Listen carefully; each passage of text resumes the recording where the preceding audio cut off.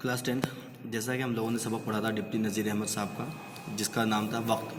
ہم نے سبق وقت کے اندر ڈپٹی نذیر احمد صاحب کے بارے میں پڑھا، آپ کے سوانح حیات کے بارے میں پڑھا، آپ کی لکھی ہوئی کتابوں کے بارے میں پڑھا، آپ کی جد و جہد اور آپ کی کوششوں کے بارے میں پڑھا، اور یہ بھی پڑھا کہ ڈپٹی نذیر احمد صاحب کو اردو ادب میں ناول نگاری کا استاد تسلیم کیا جاتا ہے، کہ آپ نے ناول نگاری کی بنیاد نہیں بلکہ اس میں بہت کارآمد طریقے سے اردو میں آپ نے ناول نگاری کی ہے. سبق وقت کے اندر ہم لوگوں نے پڑھا کہ جو شخص وقت کا صحیح استعمال کرے اسے یہ وقت بہت زیادہ طاقتور ایماندار بنا دیتا ہے، وہی جو وقت کا استعمال صحیح سے نہ کر پائے اسے یہ ذلیل، رسوا اور دھتکارا ہوا رذیل بنا دیتا ہے. پہلے بچوں، اس سبق کے سوال نمبر 1 ہے، دنیا میں کس کی تلافی نہیں ہے؟ تلافی کا مطلب ہے پوچھ. تو دنیا میں کس کی تلافی نہیں ہے؟ دنیا میں وقت کی تلافی نہیں ہے. دنیا میں کس کی تلافی نہیں ہے؟ دنیا میں وقت کی نہیں ہے. کویشچن نمبر 2 ہے، سبق وقت کے مصنف کا کیا نام ہے؟ تو سبق وقت کے مصنف کون ہے؟ ڈپٹی نذیر احمد صاحب ہے. سبق وقت کے مصنف ڈپٹی نذیر احمد صاحب ہے. کویشچن نمبر 3 ہے، ڈپٹی نذیر احمد کب اور کہاں پیدا ہوا؟ تو ہم نے پڑھا تھا کہ ڈپٹی نذیر احمد صاحب 1836 ضلع بجنور کے ریہڑ میں پیدا ہوئے تھے. ڈپٹی نذیر احمد، آپ کی پیدائش آپ یہاں سے لے سکتے ہیں اسے. ڈپٹی نذیر احمد کی پیدائش 1836 عیسوی میں ضلع بجنور کے ریہڑ میں ہوئی.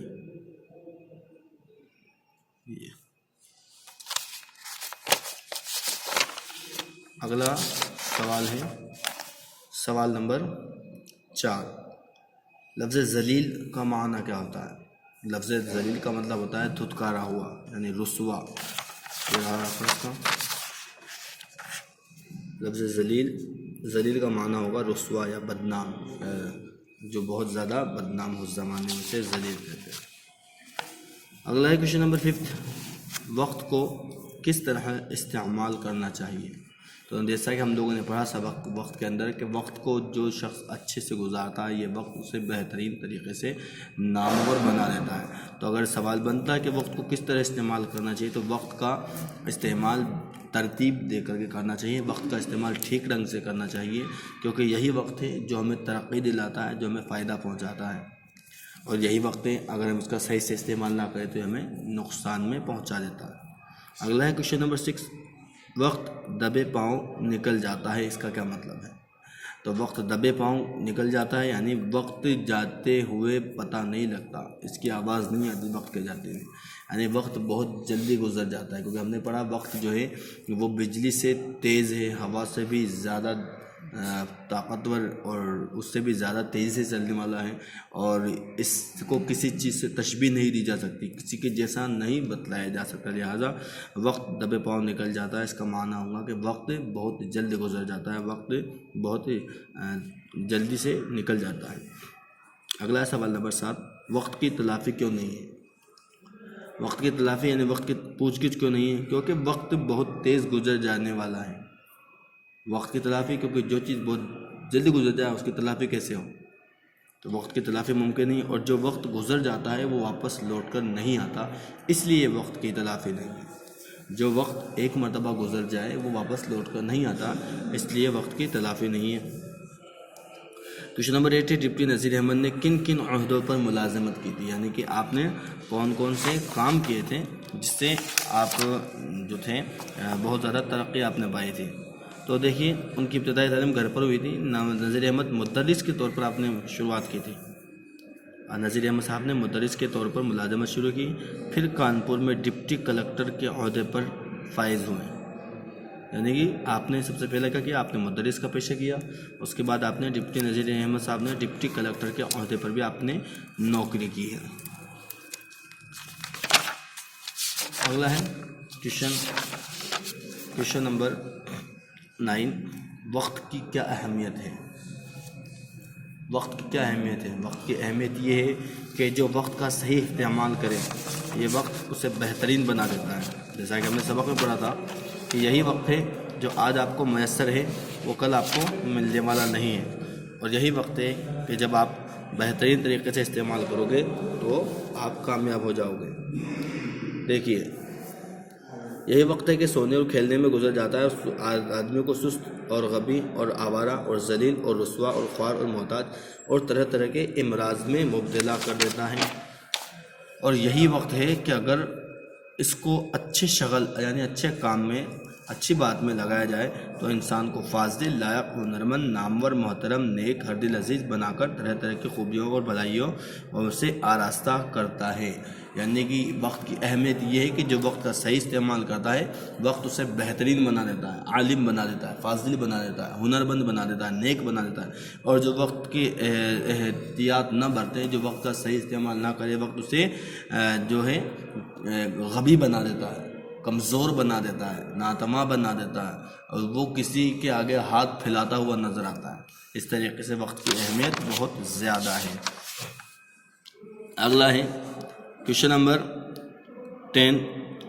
وقت کی قدر کرنے سے کیا فائدے ہوتے ہیں؟ تو جیسا کہ ابھی ہم نے پڑھا وقت کی قدر کرنے کے فائدے کہ وقت کی قدر کرنے والا آدمی وقت کی جو قدر کرتا ہے وقت اسے کیا کیا بنا دیتا ہے؟ وقت اسے فاضل، عالم، لائق، ہنرمند، نامور، محترم، نیک، ہر دل عزیز اور طاقتور اور کئی طرح کی خوبیوں اور بھلائیوں سے آراستہ کرتا ہے. یہ کب ہوگا؟ جب وہ وقت کا صحیح استعمال کرے گا، تب اسے یہ تمام جو ہے نعمتیں میسر ہوں گی.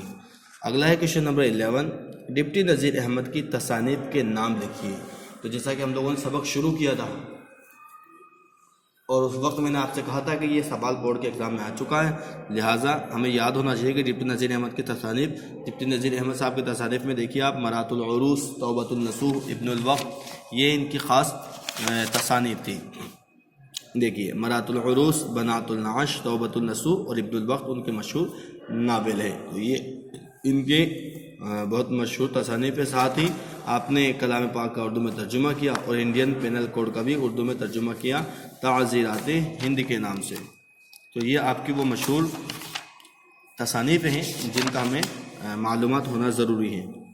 اگلا کوشچن نمبر 12. مندرجہ ذیل الفاظ کو جملوں میں استعمال کرنا ہے. یعنی کہ ان کو جملوں میں استعمال کرنا ہے. جیسا ہندی میں آتا ہے نا واقع بنائیں. لفظ ہے پہلا سراغ لگانا. یہ جملہ دیا ہمیں تو سر اس سے جوڑ کر کے ایک نیا جملہ تعمیر کرنا. سراغ لگانا یعنی پتہ لگانا. آخرکار پولیس نے چور کا سراغ لگا ہی لیا. مر مٹنا اپنے آپ کو نچھاور کر دینا.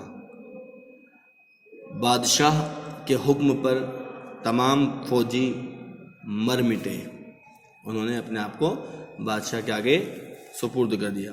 عہدہ برآ ہونا یعنی کہ کام پورا ہو جانا. عہدہ برآ ہونا، کام پورا ہو جانا. آخرکار رحیم نے اپنے دوست سے جو وعدہ کیا تھا آج اس کا عہدہ بر آیا، اس کا کام پورا ہوا. سر کھجلانے کی مہلت نہ ملنا یعنی کہ وقت کا فرصت ہی نہ دینا. زاہد دکان کے کام میں اتنا مصروف ہوا کہ اسے سر کھجلانے کی مہلت ہی نہ ملی. اگلا ہے پیٹھ پر لدا ہونا یعنی بوجھ ہونا، بہت زیادہ مصروف رہنا. پیٹھ پر لدا ہونا، بہت زیادہ مصروف ہونا، وقت مل ہی نہ پانا یا بہت زیادہ کام سے دب جانا. مثال کے طور پر نظم کے یہاں پر 8 لوگ کھانے والے ہیں اور وہ اکیلا گھر میں کمانے والا ہے. گویا سب کا بوجھ اس کی پیٹھ پر لدا ہوا ہے. کلیئر؟ تو پیارے بچوں یہ آپ کے سبق وقت کے سوال و جواب ہوئے. آپ کو اس سبق کے مشکل الفاظ کے معنی پڑھنے ہیں اور ان سوال و جواب کو اپنے کاپی میں اتارنا ہے. ساتھ ہی میں ایک مرتبہ پھر دوہرا دیتا ہوں، ڈپٹی نذیر احمد صاحب کے جو 4 مشہور ناول ہیں ان کا اور آپ کی جو تصانیف ہیں ان کا آپ کو ذکر خاص طور پر یاد رکھنا ہے، غور کرنا. اور ایک بات اور، آپ کو املا کی بہت زیادہ بہترین طریقے سے تیاری کرنی ہے. لفظ کو کس طریقے سے لکھنا ہے، عین کو عین، الف کو الف، حمزہ کو حمزہ اور قاف، چھوٹا قاف، بڑا قاف اور عین وغیرہ جو ہے ان کا بہت سلیقے سے استعمال کریں تاکہ آپ کا لکھتے وقت جو ہے وہ غلطیاں بار بار نہ آئیں.